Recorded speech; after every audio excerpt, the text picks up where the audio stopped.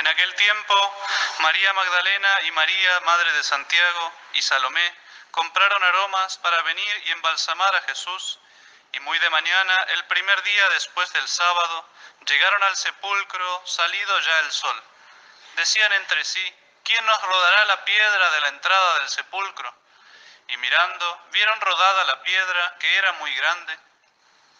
Y entrando en el sepulcro, vieron un joven sentado a la diestra, vestido de blanco, y se asustaron. Mas él les dijo: no temáis, buscáis a Jesús Nazareno, que fue crucificado. Pues bien, resucitó, no está aquí. Ved el lugar en donde le pusieron. Y ahora, id y decid a sus discípulos y a Pedro, que va delante de vosotros a Galilea. Allí le veréis, como él os lo dijo. ¿Pueden tomar asiento?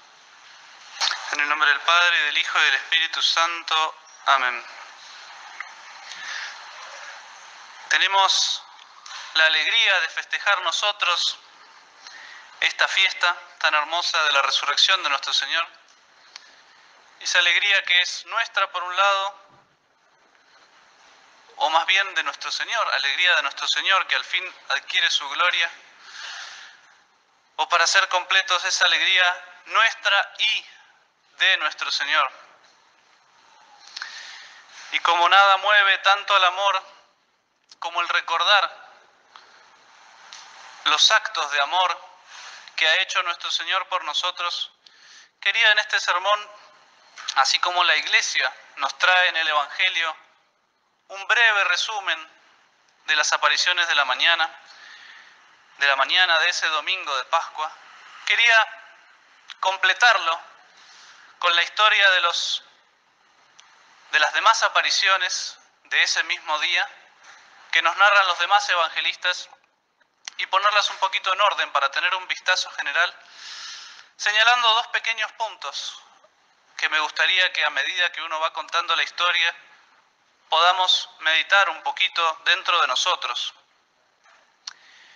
El primer punto es la incredulidad en general, la poca disposición que tenían los apóstoles, los discípulos, las piadosas mujeres, la poca disposición que tenían para creer en la resurrección de nuestro Señor.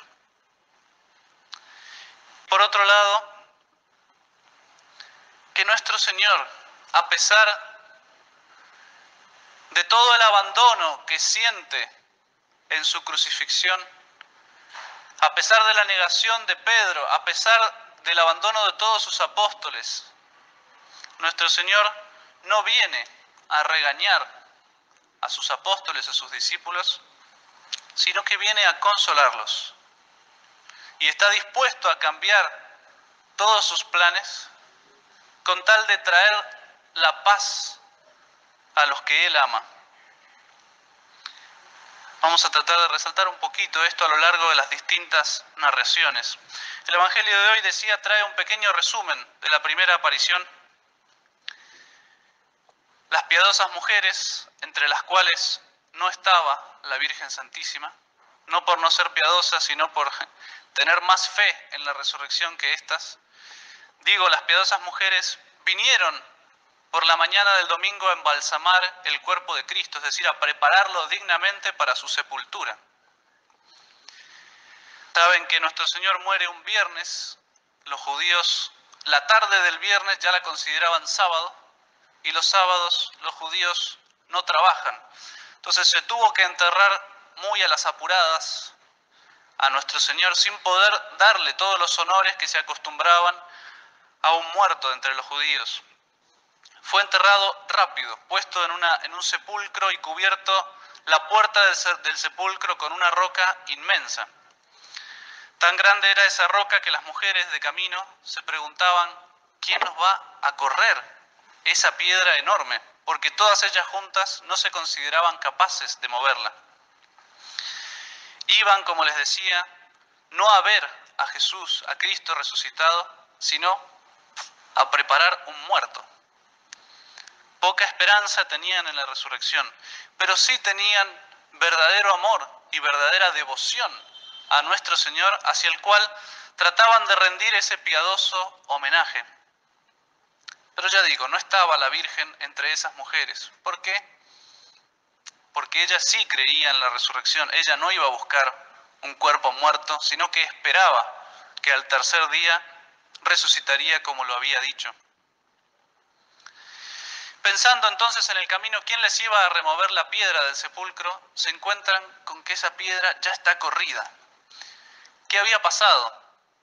Algún tiempo antes, en la plena madrugada del domingo, un terremoto había sacudido la tierra, un ángel del Señor había bajado y había corrido la piedra, y los guardias que estaban custodiando el sepulcro para que los discípulos, decían los judíos, no robaran el cuerpo de Cristo, se encontraron de frente con un ángel sentado en la piedra, y nuestro Señor, que había resucitado, no se mostrará a ellos. Simplemente les dejará el testimonio de ese ángel y de ese sepulcro vacío. Nuestro Señor, a partir de su resurrección, solo se mostrará a los que lo aman, a los que lo buscan con sinceridad. Pero no se mostrará ya más ni al común del pueblo, ni, sobre todo, a los escribas y los fariseos. Lo había predicho ya antes. A donde yo voy no podréis venir vosotros. Un poco y ya no me veréis. Pues se lo repitió a los apóstoles, pero con otro significado. Entonces, al ver la piedra removida del sepulcro, las mujeres que llegan, María Magdalena, que es un poquito el paralelo de San Pedro entre los apóstoles, de un temperamento muy vivaz, muy ansioso, muy impetuoso, de primeras impresiones, vio la piedra movida, robaron el cuerpo de nuestro Señor. ¿Y dónde lo han puesto? Inmediatamente se vuelve corriendo, dejando a las otras mujeres ahí.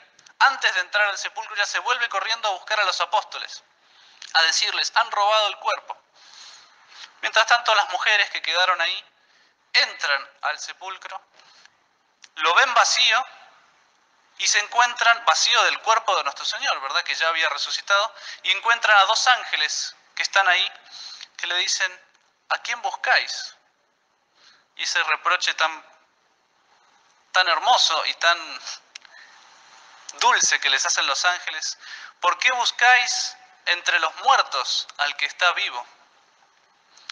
Es un reproche a su falta de fe, pero es muy dulce, muy manso, porque veían que había mucho amor en esos corazones. Entonces, id y anunciad a los discípulos y a Pedro que Jesús había resucitó, como lo había dicho, y que Él os precederá a Galilea. Y ahí es de notar que el plan de nuestro Señor, si puedo decir así, era que los discípulos creyeran en su resurrección y en un acto de fe a su resurrección fueran a Galilea. Los acontecimientos van a obligar a nuestro Señor a cambiar de planes, digamos así. Todo esto, María Magdalena había llegado a los apóstoles y les dice, han robado el cuerpo del Señor y no sabemos dónde lo han puesto. Y San Pedro y San Juan inmediatamente se ponen en camino corriendo hacia el sepulcro. San Juan, que era más joven que San Pedro, llega antes, se asoma, dice el texto del Evangelio, y ve el sepulcro vacío por un lado del cuerpo de nuestro Señor, ya no estaban los ángeles allí, y ve a los costados doblado con mucho cuidado, esa sería la traducción correcta, de los lienzos que habían envuelto el cuerpo de nuestro Señor.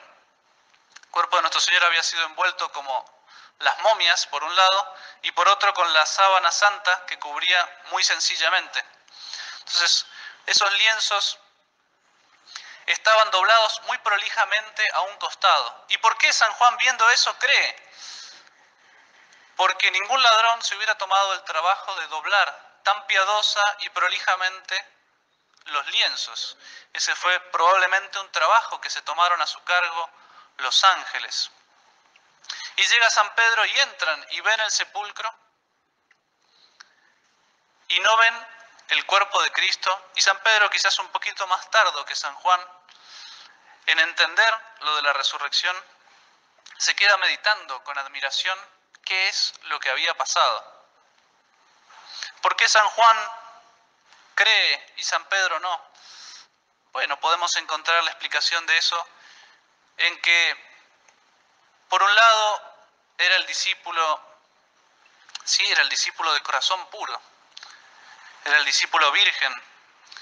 Varias veces veremos que se adelanta él en reconocer a nuestro Señor antes que San Pedro. Es el premio de esa bienaventuranza: bienaventurados los limpios de corazón, porque ellos verán a Dios. San Juan, entonces, por ser puro, reconoce y alcanza primeramente esa fe. También él fue el discípulo que estuvo al pie de la cruz, el único discípulo de los apóstoles que estuvo al pie de la cruz. Entonces, en premio, nuestro Señor, en premio a ese acto de generosidad, le entrega antes la fe que a los que lo habían negado. Y por último, ¿cómo no ver? San Juan había pasado con la Santísima Virgen desde el viernes, todo el sábado, hasta la madrugada del domingo. Se la había entregado Jesús por madre, y ciertamente, quizás si no hablaron, el simple hecho de ver, sí, el dolor de esa madre que había perdido a su hijo, pero la fe que esa madre tenía en la resurrección de su hijo, debe haber sido un ejemplo muy fuerte para mover a la fe al mismo apóstol San Juan. A todo esto no se cruzaron con las mujeres que habían llegado al sepulcro, porque ellas habían ido por otro camino a buscar a los apóstoles. Y cuando fueron estas mujeres y se encontraron con los demás de los apóstoles, les contaron: se nos aparecieron los ángeles y nos dijeron esto y lo otro, y que Jesús resucitó y que los iba a preceder en Galilea. Y los apóstoles creían, claro, pobres, están muy tristes y se inventan, su imaginación les hace delirar, deliramenta es la palabra en latín. Estaban delirando, creyeron que estaban delirando y no les creyeron. Pobres mujeres se fueron de nuevo camino al sepulcro. Y ahí va a tener lugar la primera aparición propiamente de nuestro Señor. María Magdalena, que había ido a avisarle a los apóstoles, a Pedro y Juan, que fueron corriendo al sepulcro, fue después ella, triste y compungida, a llorar a la puerta del sepulcro.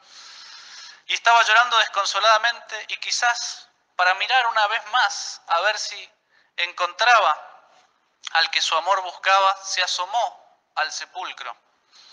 Los ojos bañados en lágrimas, vio a los mismos dos ángeles que habían visto las otras piadosas mujeres. Los vio y no se dio cuenta que eran ángeles. Ellos le preguntaron: mujer, ¿por qué lloras? Es que han tomado a mi Señor y no sé dónde le han puesto. Fíjese el amor de Santa María Magdalena a mi Señor, se lo apropia, es suyo.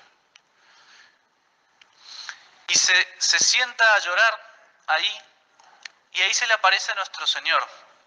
Se le aparece por detrás y le pregunta también: mujer, ¿por qué lloras? ¿A quién buscas? Y Santa María Magdalena, dice el texto del Evangelio, que pensó que era el jardinero. Tan lejos estaba su mente de creer que iba a encontrar vivo a su Señor. Ella buscaba el cuerpo. Señor, si tú lo has quitado, dime dónde lo pusiste y yo lo tomaré. Señor, si tú lo has quitado, no explica qué. Ella está tan segura que el que llena su corazón y su mente llena también la de los demás, que no se detiene a explicar. Si tú lo has quitado, jardinero, si fuera el jardinero, ¿de qué me estaría hablando? Dime dónde lo pusiste y yo lo tomaré. Yo lo tomaré. El cuerpo de nuestro Señor. ¿Esa pobre mujer podría cargar con el cuerpo de nuestro Señor? No, es el amor el que habla, todo el amor. Y ante la vista de ese amor, nuestro Señor se derrite, digamos así, de misericordia. María. Esta sola palabra dicha con el habitual amor, con la habitual dulzura de nuestro Señor, resuena en los oídos María Magdalena y reconoce inmediatamente a su maestro. Maestro, le dice, y se arroja, según buena costumbre de Santa María Magdalena, se arroja a los pies de nuestro Señor. Siempre que vemos a Santa María Magdalena, está ella a los pies de nuestro Señor. Desde su conversión, que la querían lapidar, también a los pies de nuestro Señor. La conversión es cuando está ungiendo los pies del Salvador. Después lo volverá a hacer antes del fin el sábado antes del Domingo de Ramos, vuelve a hacer otra unción de los pies de nuestro Señor. También cuando está Marta trabajando, María está a los pies de nuestro Señor. Tenía una buena costumbre, un vicio de estar siempre a los pies de nuestro Señor. Y ella se arroja y lo abraza a nuestro Señor como diciendo: Señor, te perdí una vez, no quiero volver a perderte, no voy a dejarte ir. Y ahí la traducción, a mi parecer correcta, siguiendo a otros autores, de esas palabras que a veces se dice, no me toques, sería: puedes dejarme ir, no hace falta que sigas tocándome. En el sentido de, todavía no subo a mi Padre, todavía estoy con vosotros un tiempo. No os asustéis, no pido que me sueltes para irme, para desaparecer a mi Padre, sino que necesito que me hagas un favor, que vayas con mis hermanos. Ahí nuestro Señor utiliza la palabra hermanos. Fíjense qué mansedumbre, no es con Pedro, con Santiago, con Simón, con los demás, no, mis hermanos. A pesar de todo el abandono que le habían hecho, de toda la incredulidad, nuestro Señor viene a consolar, no viene a regañar. Id a mis hermanos y decidles que los precederé en Galilea. De nuevo, nuestro Señor hace el pedido, crean. ¿No creyeron a los ángeles? Bueno, créanme a mí a través de esta aparición y a través de Santa María Magdalena. Los apóstoles no le creyeron. Los apóstoles, como después se verá, pensaban justamente eso, que eran delirios de mujeres tristes. Luego la Magdalena se cruza en el camino a ver a los discípulos, se cruza con las otras mujeres que estaban todas tristes porque le habían contado a los apóstoles la verdad que le habían dicho los ángeles y no les habían creído. Y ahí nuestro Señor las va a premiar a esas mujeres por su fidelidad en la misión y se les va a aparecer a ellas antes que a los apóstoles. Y les da la misma orden que le dieron a Santa María Magdalena: id y decid a mis apóstoles que os precederán, a mis hermanos, que vayan a Galilea, yo allí los veré, allí me verán. Pero no le creyeron. En todo esto, algunos discípulos, cuyos nombres sabemos solo el de uno de ellos, Cleofás, cuando escucharon la primera noticia de la aparición de los ángeles, no les creyeron a las mujeres y se volvieron a su aldea de origen, de nombre Emaús. Y de camino iban muy tristes, dice el Evangelio, y ahí nuestro Señor se les va a aparecer, pero se les va a mostrar a ellos según la medida de su fe. Como no creían todavía en el Mesías propiamente, no creían que Él iba a resucitar, nuestro Señor se les va a aparecer en una forma que ellos no lo reconozcan. Va a aparecer en la forma de un peregrino que iba el mismo camino que ellos. Y nuestro Señor los alcanza caminando, ellos quizás lo esperan, y les pregunta: ¿por qué estáis tristes? ¿De qué hablabas entre vosotros que veníais tan melancólicos? Y ellos con dolor en su corazón le decían: es que tú eres el único extranjero aquí en Jerusalén que no sabe las cosas que han pasado estos días. Recuerden que era la fiesta de Pascua, venían extranjeros de toda la Palestina y incluso de la dispersión, venían a Jerusalén para adorar. ¿Y cuáles son estas cosas que habían pasado? Bueno, el Domingo de Ramos, por ejemplo, Cristo se había proclamado Mesías con una multitud que lo ovacionaba, que lo hizo entrar triunfante en Jerusalén. La expulsión de los vendedores del templo también habría sacudido a Jerusalén. Al mismo tiempo, la prisión de ese Mesías, el juicio de ese Mesías y finalmente la crucifixión. Todo esto rondaba de boca en boca por todo Jerusalén. Tú eres el único extranjero en Jerusalén que no sabes lo que ha pasado en estos días. Y nuestro Señor, que todavía no lo reconocían, para que abrieran su corazón les pregunta, ¿qué cosas? Él sabía, por supuesto. ¿Qué cosas? Y ellos le dicen, de Jesús Nazareno, que fue un profeta, un varón profeta, poderoso en obras, en milagros y en palabras delante de Dios y de los hombres. Nosotros creíamos que él era el que iba a redimir a Israel.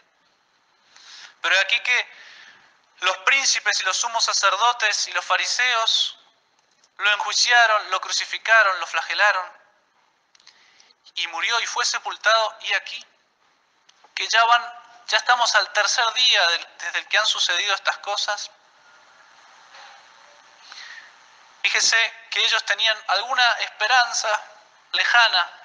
Quizás nuestro Señor había querido hablar de una resurrección al tercer día, pero ellos habían esperado al tercer día y se iban, no le creyeron a las mujeres y se iban diciendo, sin saber qué pensar de este profeta, como lo llaman. No lo llaman el Mesías. Nosotros creíamos que era el Mesías, pero que era un profeta seguro, porque había hecho unos milagros impresionantes y era un hombre muy santo. Y nuestro Señor, ahí con una mansedumbre increíble, tontos y lentos de corazón, así dice el texto, tontos y lentos de corazón, para entender las Escrituras. ¿Acaso no era necesario que el Cristo padeciera y así entrara en su gloria? Y ahí con una clase de interpretación de las Escrituras que hubiéramos dado nuestra vida por escuchar, nuestro Señor fue recorriendo desde los primeros libros de la Biblia, desde Moisés hasta los últimos profetas, aplicándole al Mesías, a Él mismo, aplicándose a Él mismo, todos los textos que hablaban de un Mesías sufriente, seguramente el Salmo 21, seguramente Isaías capítulo 53, etcétera, tantos otros textos que ahora los leemos y nos parecen clarísimos, pero a los ojos de los judíos había como un velo. Y nuestro Señor les va revelando todo y ellos van adquiriendo fe, no tanto en la resurrección de nuestro Señor, sino en la mesianidad de nuestro Señor, que nuestro Señor era el Mesías a pesar de haber muerto, y justamente que era el Mesías porque había muerto, pagando por los pecados del mundo, que esa era la verdadera redención de Israel. A todo esto llegan, hablando así, llegan hasta la posada o la casa donde ellos vivían, y nuestro Señor se hace el que quiere seguir de largo su camino, y estos discípulos de Emaús lo retienen. Señor, es muy tarde, ¿cómo vas a seguir caminando? Querían que se quedara con ellos. Permanece con nosotros todavía esta tarde y mañana sigues tu camino. Y nuestro Señor acepta. Y ahí lo invitan a comer y Él, haciendo las veces de anfitrión, parte el pan y lo distribuye justamente con esa bendición tan característica de Él. No era la Eucaristía, sino simplemente su bendición acostumbrada. Y ahí ya habían alcanzado la fe que necesitaban y nuestro Señor se les manifiesta, les muestra realmente que Él era el Cristo. Y lo reconocen, se le abren sus ojos y lo reconocen. Y ahí nuestro Señor, aprovechando de las dotes de los cuerpos resucitados, desaparece de su vista. Y estos discípulos, hablando entre sí, claro, repasando todo lo que había pasado, ¿acaso no ardía nuestro corazón? Claro, ahora entendemos. Cuando nos explicaba las Escrituras, nos llenábamos de fervor. ¿Y por qué? Y porque era el Cristo. Y ahí se vuelven corriendo. Estaba más o menos a 10, 15 kilómetros esta aldea de Jerusalén. Y aunque era de noche, y ellos le habían pedido a ese caminante que no siguiera porque era de noche, ellos, con todo el fervor de su corazón, siguen el camino de vuelta para contarles la nueva a sus amigos, a sus hermanos, a los demás apóstoles, a los demás discípulos. Y van corriendo y encuentran de noche a los 12 apóstoles reunidos, los 12 que ya no eran 12, pero los encuentran reunidos y golpean la puerta, y antes de contar nada, los apóstoles le abren la puerta y dicen, el Señor resucitó, y se le apareció a Pedro. Y ahí tenemos, es la única noticia que tenemos de esta aparición personal a Pedro. Y se me ocurre que el hecho de que no esté más explicada en el Evangelio es porque fue íntima de nuestro Señor con San Pedro para perdonar nuestro Señor sus pecados a San Pedro. Por eso pienso que no está más descrita en el Evangelio, a diferencia de otras. Y ahí cuando ellos escuchan, esos discípulos de Emaús, que se le apareció a Pedro, sí, a nosotros también. Sin embargo, como todavía no se le había aparecido a todos los apóstoles, las opiniones estaban divididas. Estaban los que creían, a las mujeres no le habían creído, pero Pedro tenía mucha autoridad. Era la cabeza de los apóstoles, entonces a Pedro, y sí, le creemos. Pero les costó creer esta aparición a los discípulos de Emaús. Quizás también porque no comprendían todas las dotes de los cuerpos resucitados. Que podía estar en un lado en un instante y rápidamente en otro, y que al principio no lo habían reconocido y después lo reconocieron porque él podía mostrar sus facciones como quería. Distintas cosas que le hicieron dificultar esa fe. Y ahí nuestro Señor, para terminar de zanjar la cuestión, ya se da cuenta que no le van a creer por testimonio de otros y decide aparecer Él mismo. Y ahí se aparece, estando las puertas cerradas, dice el Evangelio, por miedo a los judíos, se aparece en el medio de ellos y dice: Pax vobis, la paz sea con vosotros. Ese es el mensaje que nuestro Señor quiere darles. Ya no es un mensaje, como decíamos, no viene a regañar, nuestro Señor viene a consolar, a comunicar la paz que Él ganó para sí, viene a dárnosla a manos llenas. Pax vobis. Los discípulos estaban asustados pensando que venían un fantasma, ya digo, que veían un fantasma. No comprendían las dotes de los cuerpos resucitados. Nuestro Señor atraviesa las puertas cerradas y aparece en medio de ellos. Venid, palpad y ved que los espíritus no tienen hueso y carne como yo tengo. Y así todavía no estaban seguros. ¿Tenéis algo para comer? Y nuestro Señor le ofrecen ahí pez asado y un panal de miel.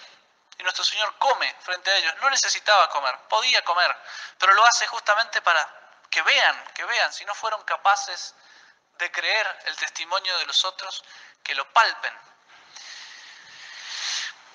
Y ahí no estaba Santo Tomás. Y los apóstoles le dijeron a Tomás, y Santo Tomás, que tampoco estaba dispuesto a creer sin ver. Santo Tomás, que no esperaba encontrar un Cristo resucitado, sino un cuerpo muerto. Un poco esta frase de Santo Tomás: si no veo en sus manos la llaga y meto mi dedo en ellas, y si no veo en su costado el hueco de la lanza y meto mi mano en ella, no creeré. Es un poco lo que quiere decir es: si no encuentro el cuerpo muerto de Cristo, no creeré que es Él. Ustedes con sus imaginaciones han dejado de buscar el cuerpo que se han robado. Un poco ese es el reproche amargo, infiel de Santo Tomás. Y no es sino una semana entera después que Cristo se aparecerá de nuevo, y de nuevo, no para reprochar, sino para mover a la fe, al amor. A sus apóstoles es que se va a aparecer especialmente a Santo Tomás. ¿Por qué nuestro Señor permite todas estas dudas de los apóstoles? Pues precisamente porque si bien la resurrección es el milagro principal de nuestra fe, es el milagro con el cual nuestro Señor prueba tajantemente que Él es Dios, ese milagro justamente es difícil de creer. Y nuestro Señor, en su providencia, quiere dejar bien preparaditos a los testigos que van a ir a predicar la resurrección por todo el mundo. Entonces, a pesar de que esa incredulidad de alguna manera ofende a su corazón, Él la aprovecha para que, ante la duda de ellos, que ellos se certificaron muy bien antes de creer en la resurrección, ante la duda de ellos, nosotros no dudemos. Esa es la providencia de nuestro Señor. Y qué bondad de nuestro Señor en llamarlos hermanos, en no reprocharlos amargamente, en cambiar los planes que tenía de aparecerse directamente en Galilea, en aparecerse a Santo Tomás. Acudamos con confianza nosotros, que hemos sido un poco como los apóstoles, los que abandonamos a Cristo en su pasión, los que fuimos no solo los que lo abandonaron, sino causa de su pasión por nuestros pecados y cuántos pecados que tenemos. Acudamos con confianza a este Señor, a este Sagrado Corazón tan misericordioso. Como dice el prefacio del Sagrado Corazón, que permitió que una lanza abriera su corazón para que nosotros tuviéramos una puerta por donde entrar siempre al amor de ese Dios tan compasivo. Y por eso nuestro Señor quiere guardar esas llagas eternamente en el cielo, para que nosotros sepamos por dónde entrar a ese su corazón amante y compasivo. Ave María Purísima. En nombre del Padre, del Hijo y del Espíritu Santo. Amén.